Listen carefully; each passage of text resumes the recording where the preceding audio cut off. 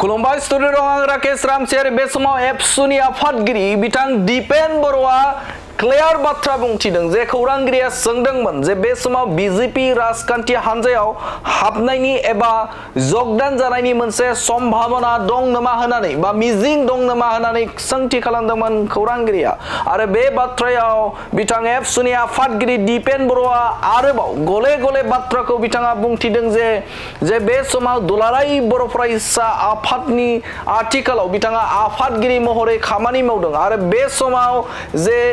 बड'फानि जे सिमां थामहिनबा बड'फानि जे मोन्थोरखौ लानानै बर' हारिखौ दानायाव खामानियाव आङो नांथाबना दं थामहिनबा बे समाव एबसुनि बा दुलाराय बर' फरायसा आफादनि जे आफादगिरि महरै जाखिनि बिबान बे बिबान समाव आङो खामानि मावलांगोन हारिनि थाखाय खामानि मावगोन होननानै बाथ्रा बुंदों नाथाय बे समाव गुबुन समाव खौरां बिजों आरो गुबुन जे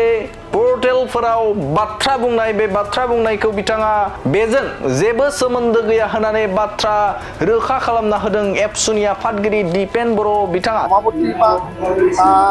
এপছুৰ সক্ৰিয় কৰ্মী হিচাপে মই দায়িত্ব লৈ পেলাই মই কাম কৰি আছোঁ আৰু ইয়াৰ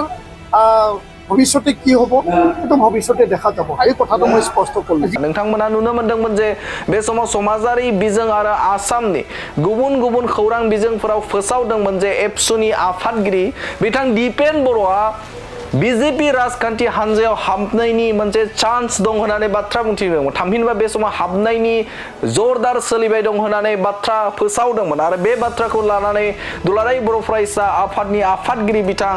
दिपेन बर'आ रोखा बाथ्राखौ बुंथिदों जे बे समाव दुलाराय बर' फरायसा आफादनि जे आफादनि जे मावबिबान थामहिनबा बे समाव दुलाराय बर' फरायसा आफादाव दङ आरो बे समाव हारिनि थाखाय खामानि मावनो थाखाय थियारि आरो हारिनि थाखाय खामानि मावलांगोन नाथाय माखासे मानि जिखिनि बाथ्रा बुंनाय बे बाथ्रा बुंनाया जेबो बेजों लिंक गैया होननानै रोखा खालामना होदों एबसुनि आफादगिरि बिथां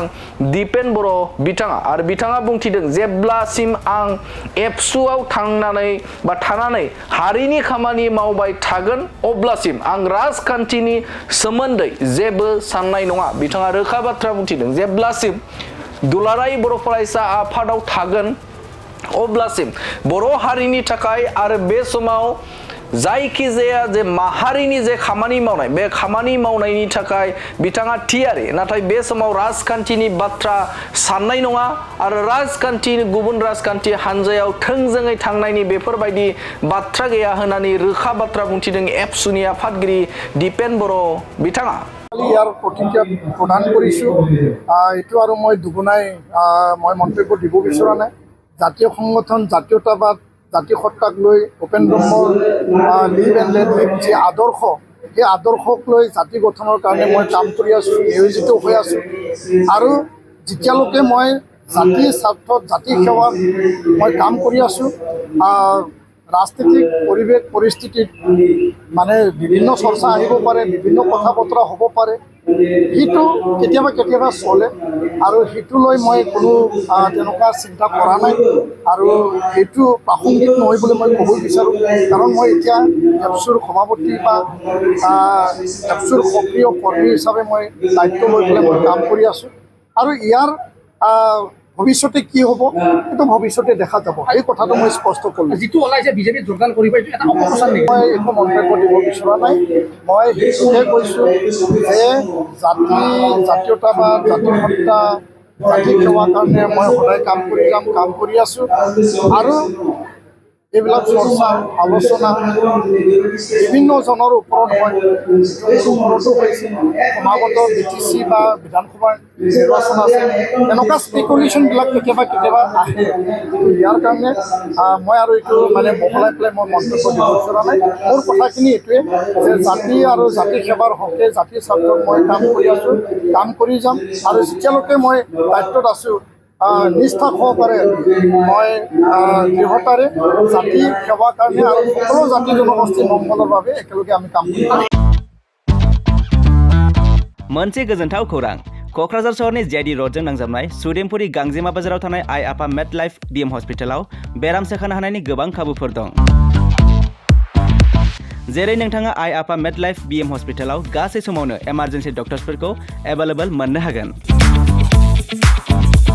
आरो बेयाव medical laboratory pharmacy paediatrics medicine gynaecology radiologist surgery dental cardiology gastroenterology urology dental x ray play area x ray sonography OT थामहिनबा ऑपरेटिंग थिएटर ICU आरो NICU PICU फोरनि डक्टरफोरा एभेलेबल दं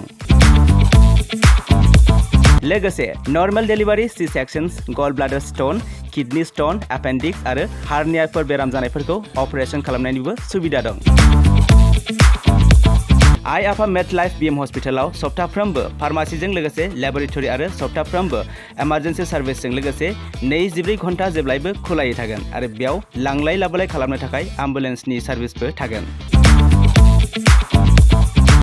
बेनिखायनो ओनसोलनि सुबुंफोरा बेराम आजारफोरजों भुगिनानै दंब्ला क'क्राझार सहरनि आइ आफा मेडलाइफ BM हस्पिटालाव फाहामथाय लाफैनो हागोन लोगोसे नोंथाङा 9101655430 एबा 8822688026 बे जानबुं नम्बरनि गेजेरजों थोंजों कल खालामना आबुङै खौरां लाहरनो हागोन